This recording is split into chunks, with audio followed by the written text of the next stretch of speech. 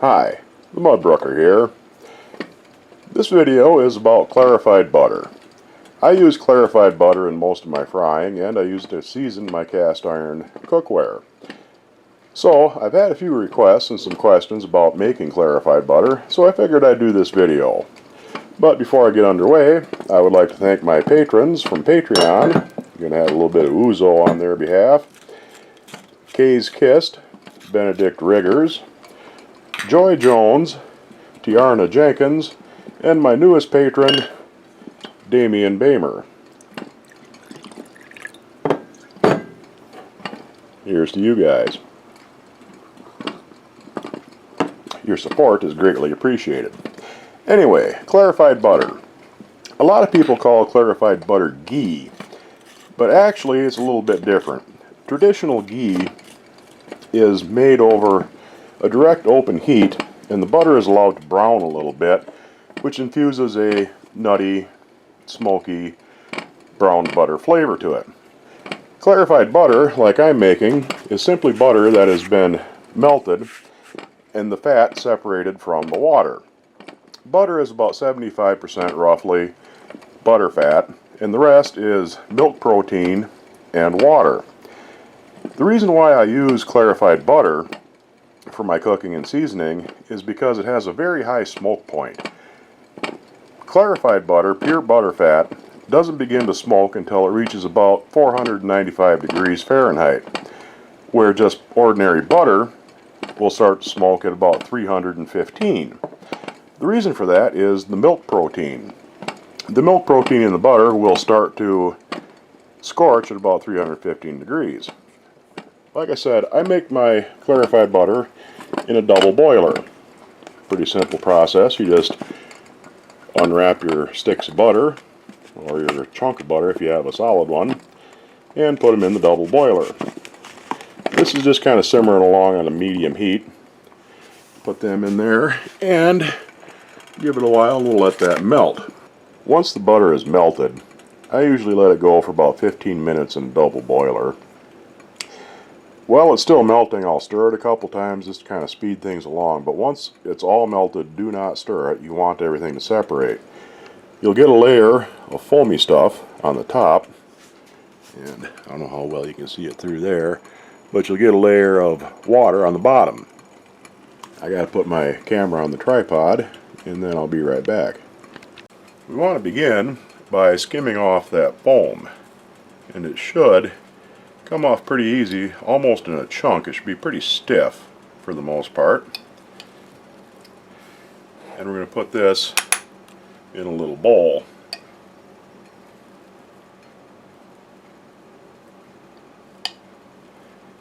You want to get as much as you can, but at this stage you don't really need to do a perfect job of it.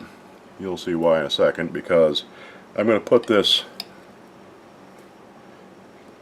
back in double boiler after I get done with this. You're also going to pick up a little bit of the butter with it too, the butter fat, and we're going to save that for later.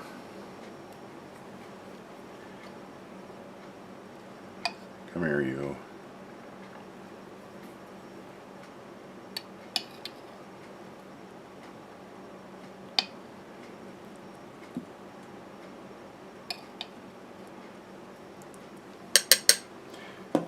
Okay, I have most of the foam off of there, and you can see the butter fat underneath. This is the jar that I had my old clarified butter in. There's a tablespoon or so left in there, and that is just going to remelt into this. Now, very carefully pour that into there. Try not to get too many bits of foam in there. You're going to get some, but don't panic. And let me try and change the angle so you can see. I don't know if you can really see that yet or not. Let me move in. Kind of tough to do with this one-handed and on the tripod. But you can see at the bottom, hopefully, that watery layer. Pour off as much of the butter fat as you can. Try not to get too much water in there, but you will probably get a little bit no matter what you do. But don't get too excited. We're going to let this stuff settle out in the jar for a while, and it'll separate out again. Now, you're going to end up with a little bit of butter still in your pan, in your double boiler. Pour that into the bowl that you skimmed your foam off into. You're not going to lose a whole lot. It's maybe a tablespoon. But we'll get back to that in a little bit too, because what I'm going to do now is wash out the inside of my double boiler and let this sit in the jar for about 10-15 minutes. This has been sitting for about 15 minutes now. The foamy stuff that I missed the first time around is floated to the top, and we'll skim that off. And the water that got through has settled to the bottom. And I'll carefully skim off as much as that as I can find. And while I was waiting, I cleaned out my double boiler, because I'm going to pour this, whoops, almost spilled that. I'm going to pour this carefully back into my double boiler and leave behind any water that's in the bottom.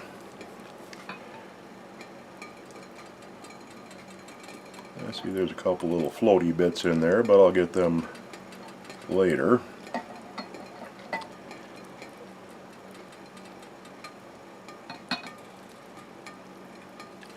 And there's still a little bit of water in there and a little bit of butter, and we'll pour that into there. Get rid of my old jar. I have a clean jar, and I'll put this back in the double boiler for a while. Let me grab my camera off the tripod and I'll show you what's going on. The reason I put this back in the double boiler, and I'm going to have it in there for half hour to 45 minutes, is to drive off any remaining moisture that is suspended in the butterfat. Also, in case you're wondering what I'm going to do with the stuff I've skimmed off, you can see there's probably about 2 tablespoons worth of butter in there. I'm going to let that harden, and there's a couple of things you can do with it. You can either skim that off the top once it's hardened, throw the water away, save it in your fridge or freezer until next time you make clarified butter, and throw it in with the next batch and melt it down and get the butterfat out of it. Or what I usually do with it is I let it harden and I use it for a spread on toast. If you do that and you're using salted butter, be warned though, it will be quite salty. The reason for that is salt does not really dissolve in fat very well, if at all. The salt in salted butter is dissolved in the water, and then it's worked through the rest of the butter. So you have all of the salt in a pound of salted butter in the water in this little container. But now and then you gotta say to hell with your blood pressure and just have something salty, and that's pretty good. So once that has double boiled for a while longer, we'll come back and finish it up. When I poured this back into the double boiler for the second go around, it was fairly cloudy. It's actually a lot more clear than it looks because there's a good bit of mineral buildup on the outside of my double boiler. Anyway, after about half hour to 45 minutes, it should clear up when it drives the last of the moisture off. If it doesn't, go ahead and let it go longer. You can let it go as long as you want, as long as your double boiler doesn't run dry. Now I'm going to pour this into a nice clean jar.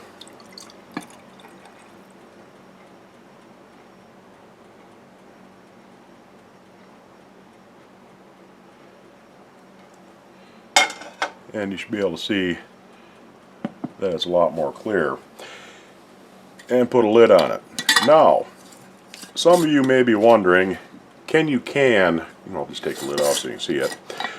Can you can clarified butter? There are people that do can butter and clarified butter, but it is not a recommended practice, so you do so at your own peril.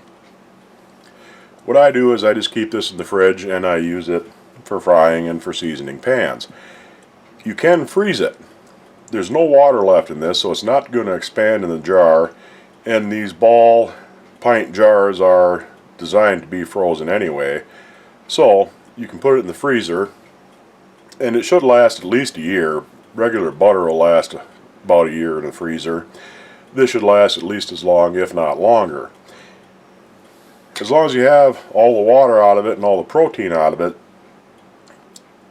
it should last pretty much forever, really. But I can't guarantee that, so don't take my word for it. Anyway, that's how you make clarified butter. It's pretty simple. It takes a while, but most of it's just sitting there watching it and waiting. So there's not a whole lot of effort involved in the process.